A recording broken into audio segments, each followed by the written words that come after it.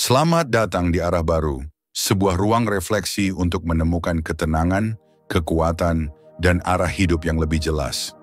Setiap hari kita bangun dengan satu anugerah besar, kesempatan untuk memulai kembali. Namun seringkali pagi kita terbuang dengan kebiasaan lama yang tidak membawa kita kemana-mana. Para filsuf Stoik mengajarkan, pagi adalah momen paling penting untuk menata jiwa. Marcus Aurelius sendiri selalu mengingatkan dirinya setiap bangun tidur, bahwa hari ini ia akan bertemu hal-hal yang sulit, tetapi ia memilih untuk tetap menjaga pikiran jernih dan hati teguh. Pagi bukan hanya soal rutinitas fisik, tetapi juga latihan batin. Apa yang kita lakukan di awal hari akan membentuk arah hidup kita sepanjang hari itu. Hari ini, kita akan membahas 10 hal yang harus Anda lakukan setiap pagi, sebuah rutinitas sederhana namun penuh makna, untuk membantu Anda melatih ketenangan, keteguhan, dan kejernihan seperti para Stoik. Inilah langkah kecil menuju diri yang lebih kuat. Inilah arah baru. Pagi hari adalah gerbang pertama menuju seluruh pengalaman yang akan kita hadapi. Namun betapa seringnya kita memulai hari dengan keluhan. Kita mengeluh karena alarm berbunyi terlalu cepat, karena tubuh masih ingin berbaring lebih lama, atau karena pikiran sudah terbebani oleh pekerjaan yang menunggu. Kebiasaan itu terasa wajar, tetapi dalam kacamata filsafat Stoikisme, keluhan adalah bentuk kelemahan batin yang merampas kekuatan kita sejak awal hari. Marcus Aurelius, seorang kaisar sekaligus filsuf Stoik, menuliskan dalam Meditations, "Setiap pagi ketika engkau bangun, ingatlah bahwa engkau akan bertemu dengan orang-orang yang suka mencampuri urusan orang lain, yang tidak tahu berterima kasih, yang sombong, yang tidak jujur, yang iri, dan yang tidak bersahabat. Semua itu terjadi karena mereka tidak memahami kebaikan dan keburukan yang sejati." Kata-kata ini menunjukkan bahwa bahkan seorang kaisar terbesar pun tidak memulai paginya dengan keluhan, melainkan dengan kesadaran. Ia menyiapkan dirinya, menanamkan pengertian bahwa kesulitan adalah bagian alami dari hidup. Bangun dengan kesadaran berarti membuka mata dan segera menyadari dua hal utama. Pertama, bahwa hidup ini adalah anugerah yang bisa berakhir kapan saja.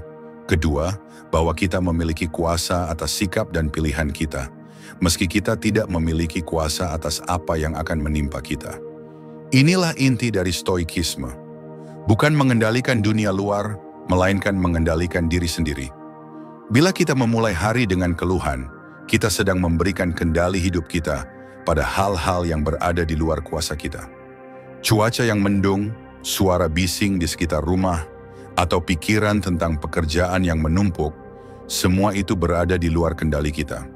Tetapi jika kita bangun dengan kesadaran, kita mengingatkan diri sendiri bahwa cuaca tidak bisa merampas ketenangan kita. Pekerjaan tidak bisa merampas martabat kita, dan rasa lelah tidak bisa menghalangi kita untuk tetap berbuat yang benar. Filsuf Stoik, Epictetus, pernah berkata, "Bukanlah hal-hal itu sendiri yang mengganggu kita, melainkan pandangan kita terhadap hal-hal itu." Maka saat pagi datang, apa yang benar-benar menentukan arah hidup kita bukanlah kondisi eksternal, melainkan sikap batin yang kita pilih. Kesadaran adalah kunci untuk membuka hari dengan pikiran yang jernih, hati yang kuat, dan langkah yang mantap. Latihan sederhana bisa dilakukan. Saat bangun, jangan buru-buru meraih gawai atau terhanyut dalam keluhan yang otomatis muncul. Sebaliknya, duduklah sejenak. Tarik nafas dalam-dalam, lalu ucapkan dalam hati, "Hari ini aku masih diberi hidup. Aku masih memiliki kesempatan untuk menggunakan pikiranku, tubuhku, dan waktuku."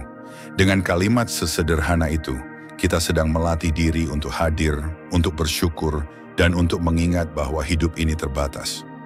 Konsep memento mori, ingatlah akan kematian, bukanlah ajakan untuk takut, melainkan untuk hidup lebih penuh. Ketika kita sadar bahwa setiap pagi bisa saja menjadi pagi terakhir, maka kita akan berhenti mengeluh karena alarm berbunyi, dan mulai memandangnya sebagai kesempatan baru yang tidak semua orang miliki hari ini. Berapa banyak orang yang tidur semalam, tetapi tidak pernah lagi membuka matanya pagi ini? Kesadaran itu seharusnya cukup untuk membuat kita bangun dengan kerendahan hati, bukan dengan keluhan. Kebiasaan memulai hari dengan kesadaran juga akan memengaruhi cara kita menghadapi tantangan. Jika kita sudah melatih diri sejak pagi untuk menerima kenyataan tanpa keluhan, maka sepanjang hari, ketika hal-hal sulit datang, kita tidak akan mudah goyah. Kesadaran pagi adalah fondasi ketangguhan sepanjang hari. Bangun dengan kesadaran, bukan keluhan, berarti memilih untuk menegakkan jiwa sebelum kaki melangkah. Memilih untuk mengarahkan pikiran kepada hal-hal yang berada dalam kuasa kita, dan melepaskan diri dari keinginan untuk mengatur apa yang berada di luar kendali kita. Inilah disiplin batin yang membedakan mereka yang hidup dengan tenang dari mereka yang terus-menerus gelisah. Pagi adalah permulaan. Jika kita mengawali dengan keluhan, hari akan berjalan dalam awan gelap. Tetapi jika kita mengawali dengan kesadaran, hari akan terbuka dengan cahaya kebijaksanaan. Maka jangan jadikan pagi sebagai ruang bagi keluhan. Jadikanlah pagi sebagai altar kecil, tempat jiwa kita kembali ditata, diingatkan, dan dikuatkan. Sebab setiap kali mata terbuka di pagi hari, itu adalah kesempatan untuk hidup sesuai dengan kebajikan, untuk melatih ketenangan, dan untuk menapaki jalan bijak yang diajarkan para Stoik. Bangunlah dengan kesadaran dan biarkan kesadaran itu menjadi penuntun sepanjang hari. Setelah membuka mata dengan kesadaran, langkah berikutnya adalah menata batin agar tidak segera dikuasai oleh riuhnya dunia luar. Dalam tradisi Stoikisme, ketenangan pikiran adalah fondasi dari segala tindakan yang bijak. Seorang Stoik memahami bahwa ia tidak bisa mengatur dunia, tetapi ia selalu bisa mengatur pikirannya sendiri. Disinilah latihan pernafasan atau meditasi singkat di pagi hari menemukan maknanya. Marcus Aurelius dalam Meditations kerap menulis untuk dirinya sendiri sebagai bentuk dialog batin. Itu adalah sejenis meditasi yang dilakukan dengan pena. Ia menenangkan pikirannya, ia menata arah jiwanya, ia mengingatkan dirinya tentang apa yang benar-benar penting. Epictetus pun menekankan bahwa kebebasan sejati adalah kebebasan batin, dan kebebasan itu hanya bisa dijaga melalui disiplin pikiran. Latihan pernafasan dan meditasi singkat adalah bentuk nyata dari disiplin itu, latihan untuk kembali memegang kendali atas diri sendiri sebelum hari menuntut terlalu banyak hal. Mengapa pernafasan menjadi titik awal? Karena pernafasan adalah gerakan paling dasar dari kehidupan dan sekaligus hal yang sering kita abaikan. Stoikisme mengajarkan kita untuk kembali pada hal-hal yang sederhana yang berada dalam kendali kita. Kita tidak bisa memastikan bagaimana dunia akan memperlakukan kita hari ini, tetapi kita bisa memilih bagaimana kita bernapas, bagaimana kita mengatur aliran energi dalam diri. Tarikan nafas dalam-dalam, disertai kesadaran bahwa kita hidup di saat ini adalah cara sederhana untuk kembali mengingat bahwa saat inilah yang nyata, bukan masa lalu yang sudah pergi, bukan masa depan yang belum datang. Meditasi singkat dalam semangat Stoik bukanlah meditasi untuk mengosongkan pikiran, melainkan meditasi untuk menghadirkan pikiran secara sadar. Kita duduk, kita bernapas, kita merenung, lalu kita mengarahkan pikiran pada hal-hal yang selaras dengan kebajikan. Misalnya, kita bisa bertanya pada diri sendiri, apa yang berada dalam kendaliku hari ini? Apa yang harus kuterima dengan lapang dada? Bagaimana aku bisa bertindak sesuai dengan kebajikan, meski dunia tidak selalu sesuai keinginanku? Pertanyaan-pertanyaan sederhana itu adalah bentuk latihan batin yang membuat pikiran lebih teratur, hati lebih siap, dan jiwa lebih tenang. Seneca pernah menulis tentang pentingnya menguasai diri sebelum hari menguasai kita. Ia mengingatkan, orang yang tidak melatih pikirannya sejak awal akan segera terseret oleh arus keinginan, emosi, dan gangguan kecil yang datang tanpa henti. Meditasi singkat di pagi hari adalah pagar yang kita bangun untuk melindungi diri dari arus itu. Dengan meditasi, kita tidak menolak kehidupan, melainkan kita menata diri agar mampu menerimanya dengan lapang dada. Bayangkanlah perbedaan dua orang, yang satu bangun lalu langsung meraih gawai, membaca pesan, terpancing oleh kabar buruk atau komentar orang lain. Sementara yang lain bangun, duduk tenang, menarik nafas dalam-dalam, dan mengingatkan dirinya tentang nilai kebajikan. Orang pertama sudah menyerahkan kendali jiwanya pada dunia luar bahkan sebelum ia menyentuh lantai dengan kakinya.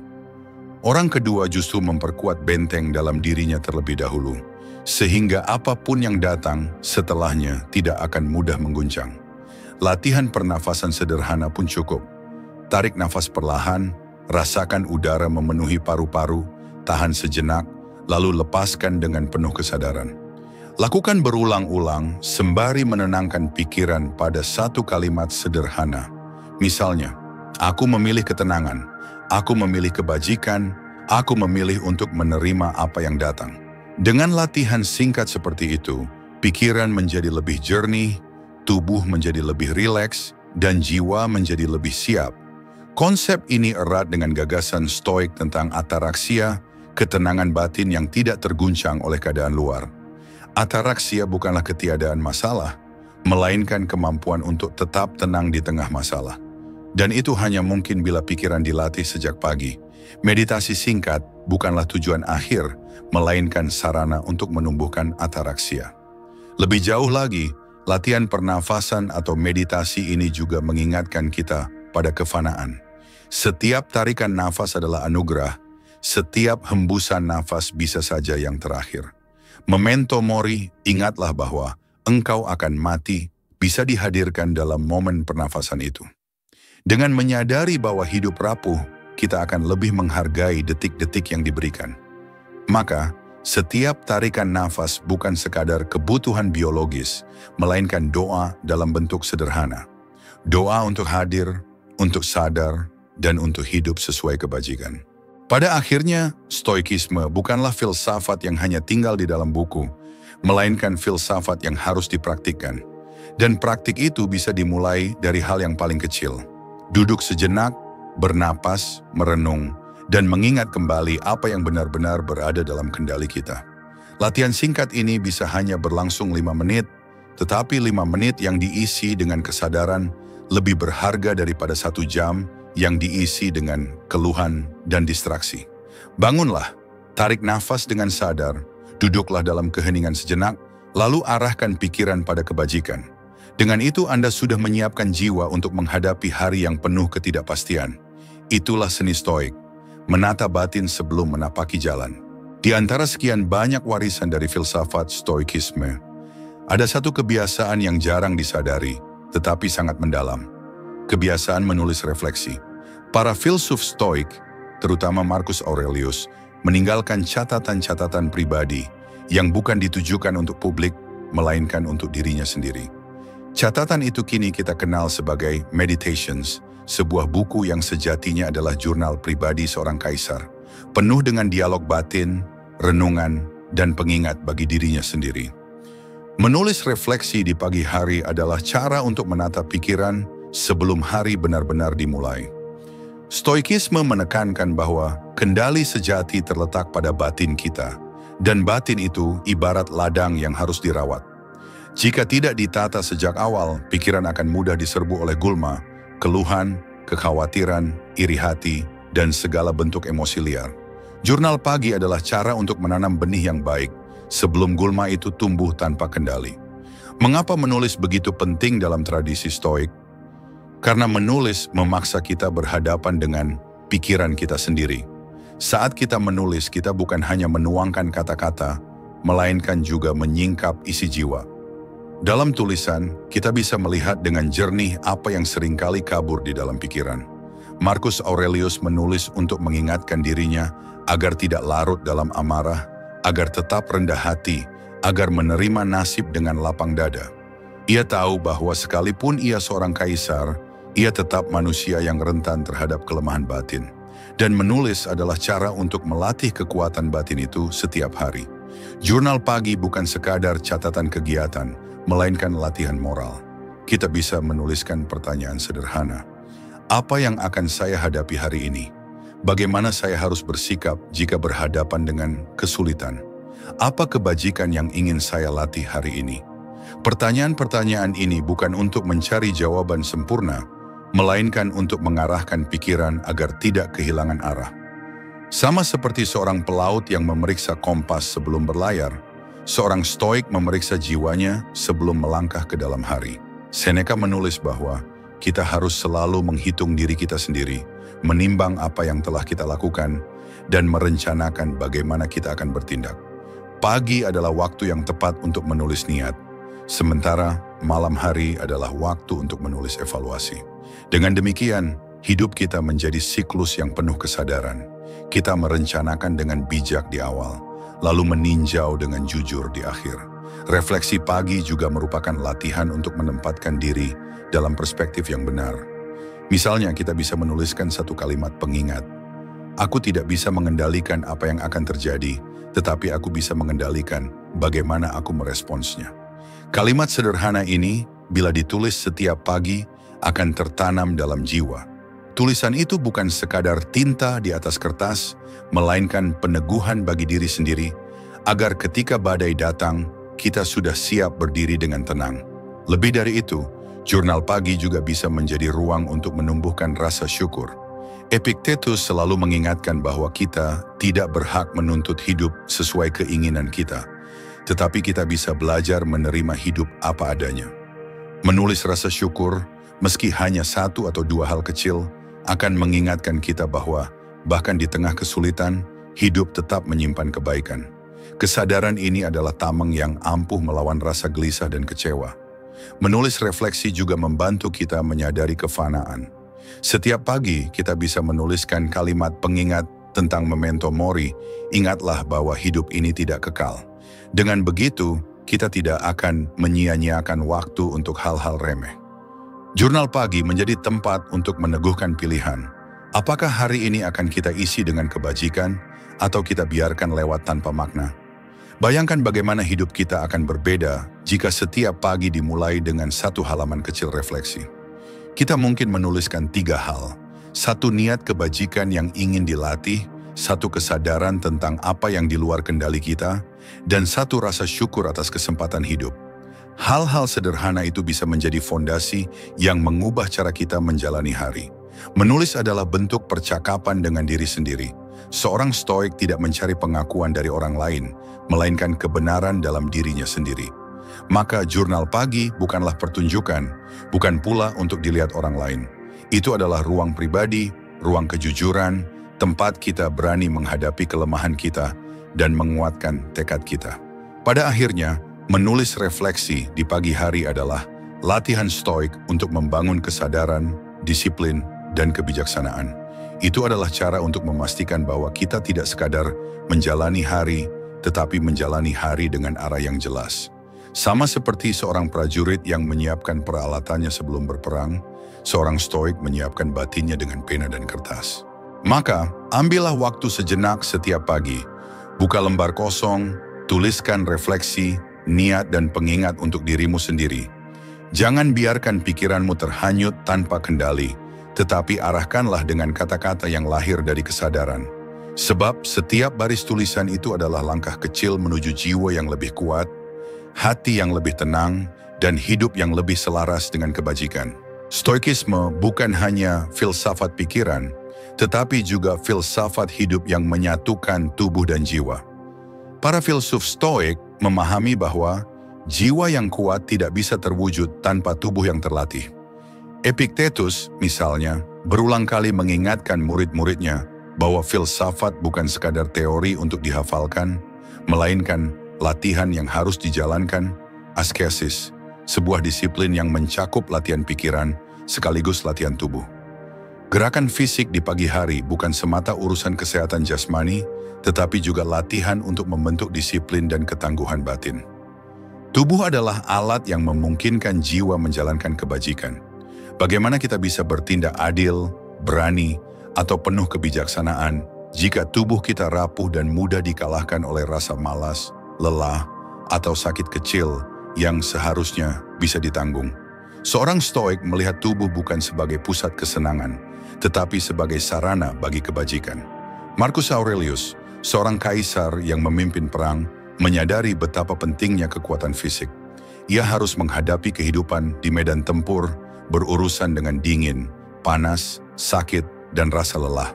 Namun yang lebih penting baginya bukanlah sekadar kekuatan otot, melainkan kekuatan jiwa yang terlatih melalui tubuh. Setiap rasa dingin yang menusuk, setiap beban yang harus ditanggung adalah kesempatan untuk mengingatkan dirinya bahwa jiwa tidak boleh tunduk pada kelemahan tubuh. Gerakan fisik di pagi hari, entah berupa latihan ringan, berjalan atau peregangan, adalah bentuk kecil dari latihan stoik. Itu bukan sekadar aktivitas jasmani, melainkan simbol bahwa kita memilih untuk menguasai tubuh, bukan dikuasai olehnya. Epictetus berkata, "Tidaklah kematian atau rasa sakit yang menakutkan kita, tetapi opini kita tentang kematian dan rasa sakit itu." Demikian pula dengan rasa malas atau enggan bergerak. Yang melemahkan kita bukanlah tubuh itu sendiri, melainkan opini kita bahwa kita tidak sanggup. Dengan menghadapi tubuh melalui gerakan fisik, kita sedang menegakkan disiplin, bahwa kita memilih bertindak, meski rasa malas berkata sebaliknya. Inilah yang oleh para Stoik disebut prohairesis, kebebasan memilih sikap. Tubuh mungkin berat, pikiran mungkin enggan, tetapi kebebasan sejati ada pada keputusan kita untuk tetap bergerak. Selain itu, gerakan fisik adalah pengingat tentang keterbatasan. Kita menyadari bahwa tubuh harus dirawat, tetapi tidak dimanjakan. Ada garis halus antara merawat tubuh agar bisa menjadi alat kebajikan dan menjadikannya berhala untuk kesombongan. Stoikisme menolak sikap berlebihan pada tubuh, baik dalam bentuk pengabaian maupun pemujaan. Yang dibutuhkan adalah keseimbangan. Tubuh yang cukup kuat untuk menopang jiwa, tetapi tidak menjadi pusat dari segala tujuan hidup. Latihan fisik di pagi hari juga mengajarkan ketabahan. Setiap tarikan nafas yang berat, setiap otot yang menegang, setiap tetes keringat adalah metafora kecil dari kehidupan.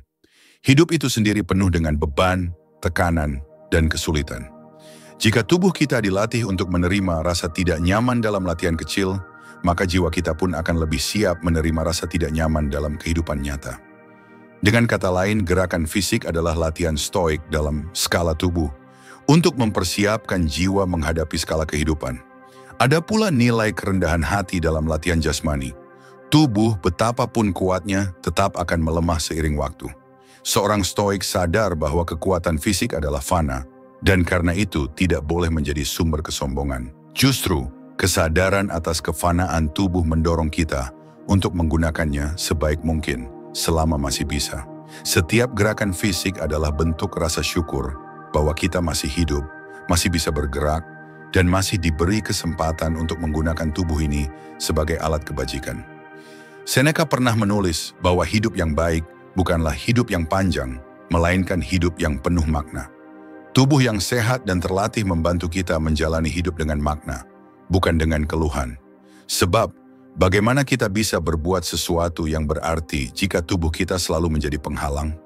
Dengan demikian, gerakan fisik bukan sekadar urusan kesehatan pribadi, tetapi bagian dari tanggung jawab moral, menjaga tubuh agar tetap mampu melayani tujuan jiwa. Oleh karena itu, hadapilah tubuhmu setiap pagi. Bangun, gerakan anggota badanmu, dan latihlah dirimu untuk menerima rasa tidak nyaman. Jangan biarkan tubuh menjadi tuan atas jiwamu, tetapi jadikanlah ia sebagai hamba yang setia, yang mengantarkanmu menuju kebajikan. Gerakan fisik sederhana di pagi hari, meski hanya beberapa menit, adalah deklarasi stoik, bahwa kita memilih untuk tidak dikuasai oleh rasa malas, bahwa kita memilih untuk melatih diri menghadapi kesulitan kecil, agar tidak runtuh di hadapan kesulitan besar. Itulah makna menghadapi tubuh, sebuah langkah kecil untuk menegakkan jiwa yang besar. Ada satu kesadaran mendasar yang diajarkan oleh para filsuf stoik. Hidup ini bukan sesuatu yang bisa kita klaim sebagai milik mutlak, melainkan sebuah pinjaman yang setiap saat dapat ditarik kembali. Karena itu, setiap pagi ketika kita membuka mata, kita seharusnya menyadari bahwa kita baru saja menerima sebuah hadiah besar, kesempatan untuk hidup satu hari lagi. Marcus Aurelius menulis dalam Meditations, "Ketika engkau bangun di pagi hari, pikirkanlah betapa berharganya hak istimewa untuk hidup, untuk bernapas, untuk berpikir, untuk menikmati, untuk mengasihi." Kata-kata ini sederhana, tetapi jika direnungkan dalam-dalam, mengandung kekuatan yang besar. Pagi bukan sekadar kelanjutan dari malam, tetapi sebuah anugerah baru yang sama sekali tidak dijanjikan. Tidak ada yang bisa memastikan bahwa kita akan diberi kesempatan untuk melihat cahaya hari ini. Dan karena itu, saat kita menerimanya, seharusnya yang pertama muncul bukanlah keluhan, melainkan rasa syukur. Bagi seorang stoik, rasa terima kasih bukanlah emosi sentimental yang rapuh, melainkan kesadaran yang lahir dari pengakuan akan realitas. Kita sadar bahwa banyak hal dalam hidup tidak berada dalam kendali kita. Kita tidak bisa mengendalikan panjangnya umur, tidak bisa memastikan kesehatan, tidak bisa menunda maut yang suatu saat pasti datang. Namun, setiap kali pagi datang dan kita masih bisa menarik napas, itu berarti kita masih memiliki sesuatu dalam genggaman, waktu, kesempatan, dan kebebasan untuk menggunakan hari ini sesuai dengan kebajikan. Epictetus mengajarkan, jangan pernah menganggap hal-hal yang kau terima sebagai sesuatu yang sudah sewajarnya. Ingatlah bahwa semua itu adalah pinjaman dan setiap saat dapat ditarik kembali. Dalam semangat ini, rasa syukur bukanlah sekadar ucapan, melainkan sikap hidup. Kita belajar untuk tidak menuntut lebih, tetapi menerima dengan penuh kesadaran apapun yang diberikan hari ini. Ucapan terima kasih di pagi hari melatih jiwa kita untuk melihat hidup dari sudut pandang yang lebih luas. Betapa seringnya kita terjebak dalam keluhan tentang hal-hal kecil, pekerjaan yang menumpuk, lalu lintas yang padat, atau urusan yang tidak sesuai rencana. Tetapi bila kita memulai hari dengan kesadaran bahwa hidup ini sendiri adalah anugerah yang rapuh, maka keluhan itu akan tampak remeh. Apa arti keterlambatan atau kesibukan dibandingkan fakta bahwa kita masih diberi waktu untuk hidup, berpikir, dan mencintai? Stoikisme juga mengingatkan kita pada konsep memento mori, ingatlah bahwa engkau akan mati. Alih-alih membuat kita takut, kesadaran ini justru menumbuhkan rasa syukur yang lebih dalam. Setiap kali mengingat bahwa hari ini bisa saja menjadi hari terakhir, kita akan lebih menghargai kesempatan yang diberikan. Kita tidak akan menghabiskan waktu untuk hal-hal sia-sia, melainkan menggunakannya dengan lebih bijaksana. Dengan demikian, rasa terima kasih atas hidup bukanlah sekadar emosi, tetapi fondasi moral untuk bertindak sesuai kebajikan. Seneca menulis, bukan karena kita memiliki waktu yang singkat untuk hidup, tetapi karena kita menyia-nyiakannya, maka hidup ini tampak singkat. Pernyataan ini memberi kita peringatan. Waktu adalah karunia terbesar yang sering kita abaikan. Maka, mengucapkan terima kasih atas hidup di pagi hari berarti sekaligus berjanji untuk tidak menyia-nyiakan hari yang telah dipercayakan pada kita. Praktiknya bisa sederhana. Begitu bangun, sebelum tenggelam dalam rutinitas, kita bisa menutup mata sejenak dan mengucapkan dalam hati, aku berterima kasih karena masih hidup. Aku berterima kasih karena masih bisa berpikir, bekerja, mencintai, dan belajar hari ini. Kalimat itu sederhana tetapi maknanya dalam. Dengan membiasakan diri mengucapkan terima kasih setiap pagi, kita sedang melatih pikiran untuk tidak terjebak dalam kekurangan, melainkan terfokus pada apa yang ada. Lebih dari itu, rasa syukur melahirkan ketenangan. Jiwa yang bersyukur tidak lagi dikuasai oleh kerakusan, tidak lagi terjebak dalam kecemasan berlebih, karena ia sudah cukup dengan apa yang dimiliki. Dan inilah yang membedakan seorang stoik dengan mereka yang selalu gelisah. Seorang stoik tahu bahwa hari ini saja sudah cukup, bahwa kehidupan yang diberikan saat ini adalah hadiah yang luar biasa. Bahkan jika tidak sempurna, maka mulailah setiap pagi dengan ucapan terima kasih. Bukan hanya terima kasih yang keluar dari bibir, melainkan terima kasih yang berakar pada kesadaran bahwa hidup ini rapuh, singkat, dan tidak dijanjikan. Dengan rasa syukur kita akan memandang hari dengan mata yang lebih jernih, hati yang lebih tenang, dan jiwa yang lebih siap untuk menjalani apapun yang datang.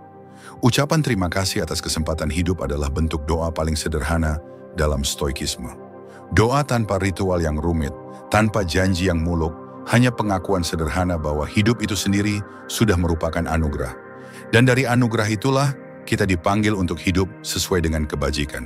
Dalam tradisi stoikisme, terdapat satu latihan mental yang terkenal, yaitu premeditatio malorum, atau membayangkan kesulitan yang akan datang.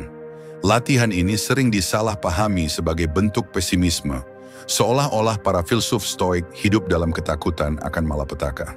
Padahal hakikat dari latihan ini bukanlah menakut-nakuti diri, melainkan mempersiapkan jiwa agar tidak terkejut ketika kenyataan menghadirkan cobaan. Marcus Aurelius, kaisar sekaligus filsuf stoik, menulis dalam Meditations. Setiap pagi, katakan pada dirimu sendiri, hari ini aku akan bertemu dengan orang yang suka mencampuri urusan, orang yang tidak tahu berterima kasih, orang yang sombong, orang yang curang, orang yang iri hati dan orang yang kasar. Mereka demikian karena tidak tahu apa itu kebaikan dan keburukan. Dengan menuliskan itu, Markus tidak sedang meracuni pikirannya dengan kebencian, melainkan menyiapkan mentalnya untuk menghadapi kenyataan. Ia tahu jika sejak awal ia sudah menerima kemungkinan adanya gangguan, maka ketika itu benar-benar terjadi, ia tidak akan kaget. Epictetus juga menekankan hal serupa. Ia berkata, "Ketika engkau hendak mencium anakmu, katakanlah dalam hati, besok ia bisa saja mati." Janganlah itu dimaksudkan untuk mengutuk, tetapi agar jika sesuatu terjadi, engkau tidak akan terkejut. Inilah inti dari premeditatio malorum. Bukan untuk merusak kebahagiaan, melainkan untuk melindungi jiwa dari guncangan yang berlebihan. Bila direnungkan lebih dalam, metode ini merupakan latihan rasional dalam menghadapi kenyataan. Dunia bukanlah tempat yang sempurna. Ia penuh dengan ketidakpastian, kehilangan, kegagalan, sakit, bahkan kematian. Banyak orang hidup dengan anggapan bahwa hal-hal buruk tidak akan menimpa dirinya, sehingga ketika musibah datang, mereka hancur karena tidak pernah bersiap. Seorang Stoik menempuh jalan berbeda. Ia memilih untuk menghadapi kemungkinan buruk itu terlebih dahulu di dalam pikirannya, agar kelak ketika benar-benar terjadi, ia tetap tegak berdiri. Kebiasaan ini tidak menjadikan hidup pahit, justru sebaliknya, ia menjadikan jiwa lebih tenang. Misalnya, seseorang yang berlatih premeditatio malorum sebelum memulai hari mungkin akan membayangkan lalu lintas yang macet, kolega yang sulit diajak kerjasama, rencana yang gagal, bahkan berita buruk yang bisa datang sewaktu-waktu. Dengan membayangkan itu semua, ia tidak lagi mengharapkan hari yang sempurna. Ia siap menerima ketidaksempurnaan hidup, dan ketika masalah benar-benar muncul, ia tidak lagi marah, melainkan menghadapinya dengan pikiran yang sudah terlatih. Seneca memberikan nasihat yang tajam. Siapa yang selalu mengantisipasi kemalangan, tidak akan pernah benar-benar celaka. Karena ia sudah terbiasa memikirkan apa yang bisa terjadi, sehingga ketika akhirnya datang, ia menghadapinya dengan keberanian. Dengan kata lain, penderitaan terbesar manusia bukanlah karena peristiwa buruk itu sendiri, melainkan karena keterkejutan dan penolakan terhadap kenyataan. Dengan membayangkan lebih dulu, kita sedang melatih diri untuk menerima bahwa hal-hal itu memang bagian dari kehidupan. Namun, penting untuk dipahami, premeditatio malorum bukanlah panggilan untuk hidup dalam ketakutan atau kecurigaan. Tujuannya bukan menenggelamkan diri dalam kesedihan yang belum tentu datang, melainkan membangun daya tahan batin. Seorang Stoik tetap menikmati hidup dengan penuh syukur, tetapi ia tidak lupa bahwa hidup ini rapuh. Ia menikmati hari ini, tetapi juga siap melepaskannya bila esok berbeda dari yang diharapkan. Dalam praktik sehari-hari, latihan ini bisa dilakukan dengan sederhana. Setiap pagi sebelum menjalani rutinitas, kita bisa merenung sejenak. Apa yang mungkin berjalan tidak sesuai rencana hari ini? Apa hal buruk yang mungkin menimpa dan bagaimana aku akan menanggapinya dengan tenang? Pertanyaan-pertanyaan ini tidak menumbuhkan rasa takut, tetapi menyiapkan mental agar tidak terjebak dalam kepanikan. Lebih jauh lagi, latihan ini juga melatih kebajikan. Dengan membayangkan bahwa orang lain mungkin akan bersikap kasar, kita bisa menyiapkan kesabaran. Dengan membayangkan bahwa rencana mungkin gagal, kita menyiapkan kerendahan hati. Dengan membayangkan bahwa kehilangan bisa datang, kita belajar untuk lebih menghargai apa yang ada sekarang. Dengan demikian, premeditatio malorum bukan hanya tentang menghadapi kesulitan, tetapi juga tentang memperdalam sikap bijaksana dalam hidup. Pada akhirnya, seorang Stoik tidak berusaha menghapus kesulitan dari hidupnya, karena ia tahu itu mustahil. Sebaliknya, ia berusaha melatih dirinya agar siap menghadapi apapun yang datang. Dengan pikiran yang sudah dipersiapkan melalui premeditatio malorum, ia tidak lagi menjadi korban dari kejutan hidup, tetapi seorang pengendali dirinya sendiri. Dengan latihan ini, kita belajar bahwa ketenangan bukanlah lahir dari dunia yang selalu sesuai dengan keinginan, tetapi dari jiwa yang sudah siap menerima dunia apa adanya. Salah satu kesalahpahaman terbesar dalam kehidupan modern adalah keyakinan bahwa produktivitas semata-mata diukur dari seberapa banyak aktivitas yang kita lakukan. Kita menyusun agenda harian yang penuh, menjejalkan daftar pekerjaan yang panjang, lalu merasa puas jika kotak-kotak itu telah tercentang. Namun dalam pandangan Stoikisme, Hidup yang baik tidak ditentukan oleh seberapa sibuk kita, melainkan oleh apakah kita menjalani hari dengan selaras pada hal-hal yang benar-benar penting. Marcus Aurelius menuliskan dalam Meditations, "Jangan biarkan dirimu tenggelam dalam kesibukan yang sia-sia. Semua akan berakhir dan hanya kebajikan yang akan tetap abadi." Kalimat ini menjadi pengingat bahwa kesibukan tidak selalu berarti kemajuan. Betapa banyak orang yang hidup sibuk, namun sibuknya hanya menumpuk hal-hal remeh yang tidak menambah nilai pada jiwa.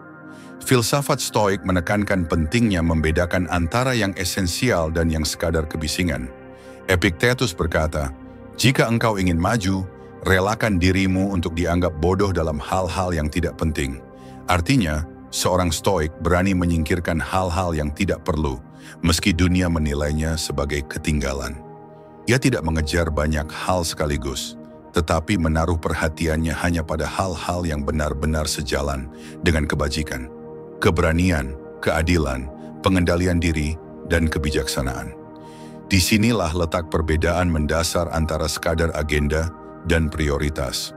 Agenda hanyalah daftar kegiatan yang bisa panjang tanpa arah, sementara prioritas adalah pemilihan sadar atas apa yang benar-benar patut dijalani. Agenda bisa dipenuhi oleh tuntutan eksternal, permintaan orang lain, rutinitas tanpa makna, atau kebiasaan lama yang tidak produktif. Sedangkan prioritas menuntut kita untuk menilai. Apakah hal ini membawa aku lebih dekat kepada hidup yang baik? Apakah hal ini membentuk karaktermu? Kebanyakan orang jatuh dalam jebakan sibuk, tetapi tidak maju. Mereka bangun pagi, bekerja tanpa henti, mengejar jadwal rapat, menuntaskan target, namun pada akhirnya merasa hampa. Itu karena mereka hanya mengejar agenda, bukan menentukan prioritas. Seorang Stoik tidak terjebak dalam ilusi itu. Ia memahami bahwa waktu adalah sumber daya paling terbatas, dan setiap pilihan berarti pengorbanan atas pilihan lainnya. Maka ia menata hidupnya bukan untuk sekadar penuh, melainkan untuk bermakna. Seneca pernah menulis, "Bukan waktu kita yang sedikit, tetapi banyak waktu kita terbuang sia-sia." Kalimat ini menyoroti betapa banyak manusia yang tidak gagal karena kurang waktu, melainkan karena salah menggunakan waktu.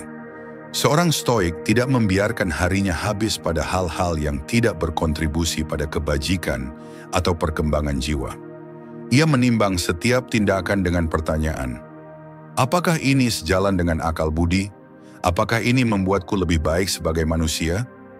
Jika kita mengadopsi cara pandang ini, maka menyusun prioritas berarti lebih dari sekadar manajemen waktu, ini adalah manajemen hidup. Kita akan berani menolak hal-hal yang hanya menambah kebisingan, bahkan jika itu berarti kehilangan pujian dari orang lain. Kita akan berani memusatkan tenaga pada hal-hal yang tidak terlihat besar, tetapi penting. Membina hubungan yang sehat, menjaga ketenangan batin, melatih kesabaran, menepati janji pada diri sendiri. Dengan menentukan prioritas, seorang Stoik juga belajar hidup sesuai dengan hukum alam, bukan melawannya. Alam semesta mengajarkan bahwa segala sesuatu terbatas, waktu, tenaga, kesempatan. Maka bijaklah yang memilih untuk mengarahkan keterbatasan itu pada hal-hal yang bernilai abadi, bukan yang sementara. Agenda bisa habis setiap hari, tetapi prioritas adalah kompas yang menjaga arah sepanjang hidup. Bayangkan seseorang yang menaruh prioritas pada kebajikan. Ia mungkin tidak memiliki agenda yang sesibuk orang lain, tetapi setiap tindakannya konsisten dengan prinsip hidupnya. Ia mungkin tidak terlihat produktif dalam kacamata dunia, tetapi jiwanya berkembang dalam keadilan, keberanian, pengendalian diri, dan kebijaksanaan. Inilah perbedaan antara sekadar hidup sibuk dan hidup dengan tujuan. Akhirnya, menentukan prioritas dalam semangat stoikisme adalah mengajukan pertanyaan ini setiap hari. Apakah yang aku lakukan hari ini mendekatkanku pada hidup yang selaras dengan kebajikan atau justru menjauhkan? Jika jawabannya menjauhkan, maka tidak peduli seberapa sibuk agenda kita, itu adalah kesia-siaan. Tetapi jika jawabannya mendekatkan, maka meski kecil dan sederhana, itu adalah kemajuan yang sejati. Dengan demikian, seorang Stoik tidak pernah puas hanya dengan mencentang agenda. Ia ingin memastikan bahwa setiap centang adalah langkah kecil menuju keutuhan jiwa. Karena pada akhirnya tujuan kita bukanlah sekadar menjadi sibuk, melainkan menjadi bijak.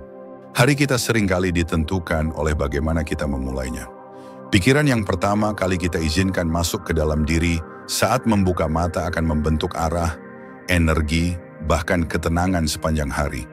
Disinilah letak pentingnya menjaga pikiran dari racun sejak pagi. Dalam perspektif stoikisme, pikiran adalah inti dari hidup. Apa yang kita izinkan untuk menghuni pikiran, pada akhirnya akan menentukan bagaimana kita merasakan dunia. Marcus Aurelius dalam Meditations mengingatkan dirinya sendiri setiap pagi. Ketika engkau bangun, pikirkanlah bahwa engkau akan bertemu dengan orang yang ingin mencurangi, mengkhianati, iri dan membenci. Namun mereka demikian bukan karena kehinaan mereka, tetapi karena ketidaktahuan akan yang baik dan yang buruk. Kutipan ini bukan sekadar catatan pribadi, melainkan sebuah latihan mental. Ia sadar, pagi hari bukan sekadar waktu untuk bangun tubuh, melainkan juga saat untuk membangun pertahanan batin. Racun pikiran bisa hadir dalam berbagai bentuk. Ia bisa berupa kecemasan yang segera menyerbu begitu kita membuka mata. Bisa berupa kebiasaan buruk menyalahkan gawai dan membiarkan berita negatif. Komentar penuh kebencian, atau perbandingan sosial mengisi pikiran sebelum kita sempat menata diri. Bisa juga berupa bisikan halus dari ego, rasa iri, rasa takut gagal, atau dorongan untuk mengukur diri dengan standar orang lain. Semua itu adalah racun yang, jika dibiarkan masuk sejak pagi, akan menggerogoti kejernihan batin sepanjang hari. Bagi seorang stoik, menjaga pikiran sejak pagi bukan berarti menolak realitas atau menutup diri dari dunia, melainkan memilih dengan bijak apa yang pantas diberi tempat di dalam kesadaran. Epictetus berkata, bukan peristiwa yang mengganggu manusia, melainkan penilaian mereka tentang peristiwa itu. Dengan kata lain, jika pagi kita dipenuhi dengan racun penilaian yang salah, maka seluruh hari akan ikut tercemar. Oleh karena itu, stoikisme mengajarkan pentingnya memulai hari dengan prohairesis, yakni kemampuan memilih sikap batin dengan sadar. Kita bisa memilih untuk menyiapkan pikiran dengan hal-hal yang selaras dengan kebajikan, bukan sekadar membiarkan arus luar menyeret kita. Praktiknya bisa sederhana. Sejenak duduk dalam keheningan, mengingat prinsip kebajikan yang akan dipegang hari ini, atau merenungkan tantangan yang mungkin datang dan bagaimana menghadapinya dengan tabah. Inilah yang oleh Marcus disebut sebagai latihan pagi stoik. Bukan ritual rumit, melainkan disiplin untuk melindungi pikiran dari racun sejak awal. Racun pikiran juga sering muncul dalam bentuk keluhan. Berapa banyak orang yang membuka hari dengan menggerutu tentang pekerjaan, tentang orang lain, bahkan tentang dirinya sendiri. Stoikisme melihat keluhan sebagai kebocoran energi yang sia-sia. Seneca pernah menulis, seorang manusia menderita lebih banyak dalam imajinasinya daripada dalam kenyataan. Dengan kata lain, racun itu sering bukan berasal dari kenyataan luar, tetapi dari cerita-cerita berlebihan yang kita ciptakan sendiri. Jika sejak pagi kita membiarkan keluhan mengambil alih, maka sisa hari akan berjalan dalam bayangan yang sama. Sebaliknya, menjaga pikiran dari racun berarti mengganti keluhan dengan kesadaran. Kesadaran bahwa hidup ini terbatas, bahwa setiap pagi yang kita terima adalah anugerah yang tidak semua orang dapatkan. Dengan menyadari hal ini, kita bisa memulai hari bukan dengan rasa iri atau kekhawatiran, tetapi dengan rasa syukur yang sederhana. Stoikisme mengajarkan bahwa syukur bukan sekadar perasaan, melainkan sikap rasional yang lahir dari pengakuan bahwa kita tidak berhak atas segalanya, namun tetap diberi kesempatan untuk hidup. Dengan pikiran yang jernih sejak pagi, kita membangun benteng terhadap racun yang mungkin datang sepanjang hari. Dunia akan tetap membawa kebisingan, komentar negatif, atau ujian yang berat, tetapi seorang stoik yang telah menata dirinya di pagi hari akan lebih siap menanggapinya dengan tenang. Ia tidak bereaksi terburu-buru karena ia sudah memilih sejak awal bahwa pikirannya bukan milik orang lain, bukan milik keadaan, melainkan miliknya sendiri. Akhirnya, menjaga pikiran dari racun sejak pagi adalah tentang kedaulatan diri. Tentang kesadaran bahwa kita adalah penjaga gerbang atas pikiran kita sendiri. Dunia bisa mengetuk, bahkan mengetuk dengan keras, tetapi hanya kita yang menentukan siapa yang diizinkan masuk. Jika sejak pagi kita mengizinkan kebijaksanaan, ketabahan, dan syukur untuk masuk, maka racun tidak akan menemukan ruang untuk bersemayam. Dan dengan demikian, hari kita, apapun yang terjadi di luar, tetap bisa dijalani dengan kejernihan seorang stoik. Dalam pandangan stoikisme, kekuatan manusia tidak lahir dari kenyamanan, tetapi dari latihan terus-menerus menghadapi kesulitan. Marcus Aurelius menulis, "Jangan berharap agar hal-hal terjadi sebagaimana engkau inginkan, tetapi terimalah sebagaimana adanya, dan engkau akan menemukan ketenangan." Namun, ketenangan itu bukan hadiah yang jatuh dari langit, melainkan buah dari disiplin dan kebiasaan menghadapi tantangan, bahkan yang kecil sekalipun. Mengapa hal kecil yang sulit begitu penting? Karena hidup seringkali tidak menuntut kita melakukan hal besar setiap hari, tetapi justru menguji kita lewat pilihan-pilihan kecil. Bangun sedikit lebih pagi, menahan diri untuk tidak merespons dengan marah, menunda kesenangan demi menyelesaikan tugas, atau memilih diam saat kata-kata kasar ingin keluar. Semua itu tampak sederhana, tetapi membutuhkan kekuatan batin yang besar. Epictetus pernah menegaskan bahwa kita harus melatih diri seperti seorang atlet yang berlatih sebelum bertanding. Ia berkata, "Jangan berharap peristiwa sesuai dengan keinginanmu, tetapi arahkan keinginanmu sesuai dengan peristiwa. Dengan begitu, engkau akan hidup tenang." Latihan itu bisa dimulai dari hal kecil. Misalnya, memilih berjalan kaki padahal ada kendaraan. Atau menahan diri dari kebiasaan berlebihan, baik makan, berbicara, maupun bersenang-senang. Dengan sengaja melakukan hal-hal kecil yang sulit, kita sedang membangun otot batin, keberanian, pengendalian diri, dan disiplin. Stoikisme mengajarkan bahwa kesulitan adalah bahan bakar bagi kebajikan. Marcus Aurelius menulis dengan indah, "Halangan di jalan menjadi jalan itu sendiri." Dengan kata lain, justru ketika kita menghadapi kesulitan, disitulah kesempatan untuk menguatkan diri. Hal kecil yang sulit bukan penghalang hidup, melainkan latihan yang membuat kita siap menghadapi hal besar. Bayangkan seseorang yang setiap hari menghindari kesulitan, selalu mencari jalan termudah. Hidupnya mungkin tampak nyaman, tetapi batinnya rapuh. Begitu badai besar datang, ia mudah roboh. Sebaliknya, orang yang melatih diri dengan hal-hal kecil yang sulit akan lebih siap. Ia tidak terkejut oleh tantangan, karena batinnya sudah terlatih. Seperti pedang yang ditempa dengan api, jiwanya menjadi kokoh justru karena terbiasa bersentuhan dengan ketidaknyamanan. Melakukan satu hal kecil yang sulit setiap hari juga merupakan bentuk latihan premeditatio malorum, mempersiapkan diri menghadapi kesulitan yang akan datang. Dengan memilih kesulitan kecil secara sadar, kita menanamkan dalam pikiran bahwa penderitaan bukan sesuatu yang menakutkan, melainkan bagian dari hidup yang bisa dikelola. Epictetus bahkan menyarankan murid-muridnya untuk berlatih dengan sukarela, tidur tanpa alas empuk, makan dengan sederhana, atau menahan diri dari kesenangan yang berlebihan, agar ketika kehilangan datang, mereka tidak kaget. Namun penting untuk diingat bahwa hal kecil yang sulit bukan tentang menyiksa diri, melainkan tentang melatih kebajikan. Ketika kita menahan amarah, kita melatih keadilan. Ketika kita menunda kesenangan, kita melatih pengendalian diri. Ketika kita menempuh jalan sulit padahal ada jalan mudah, kita melatih keberanian. Semua itu adalah inti dari 4 kebajikan stoik: kebijaksanaan, keberanian, keadilan, dan pengendalian diri. Jadi lakukan satu hal kecil yang sulit setiap hari. Bukan untuk membuktikan pada orang lain, melainkan untuk membentuk diri sendiri. Dengan cara ini, kita tidak hanya menyiapkan diri menghadapi tantangan besar, tetapi juga membangun kehidupan yang selaras dengan prinsip stoikisme. Hidup dengan kebajikan, tanpa takut pada kesulitan, dan tanpa tunduk pada kenyamanan yang menina-bobokan. Dalam filsafat stoikisme, terdapat satu pengingat abadi yang mungkin terdengar kelam, namun sesungguhnya membebaskan.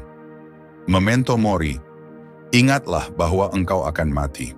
Kalimat singkat ini bukanlah ancaman, bukan pula ajakan untuk hidup dalam ketakutan, melainkan sebuah dorongan untuk menghargai hidup dengan lebih dalam. Marcus Aurelius dalam Meditations menulis, Engkau bisa meninggalkan hidup ini kapan saja. Biarlah itu menentukan apa yang engkau lakukan, ucapkan, dan pikirkan. Ucapan ini mengandung makna sederhana namun tajam. Kesadaran akan kematian membuat kita lebih berhati-hati dalam hidup, lebih jujur pada diri sendiri, dan lebih bijak dalam menggunakan waktu. Mengapa stoikisme menekankan kematian? Karena manusia sering hidup seakan-akan waktu tidak terbatas. Kita menunda kebaikan, menunda perubahan, bahkan menunda kebahagiaan dengan alasan nanti. Padahal nanti bukanlah janji. Kematian bisa datang kapan saja. Dengan mengingat bahwa hidup memiliki batas, kita justru diarahkan untuk hidup sepenuhnya pada saat ini. Epictetus mengingatkan, jangan pernah berkata, aku akan hidup besok, sebab engkau tidak tahu apa yang akan terjadi.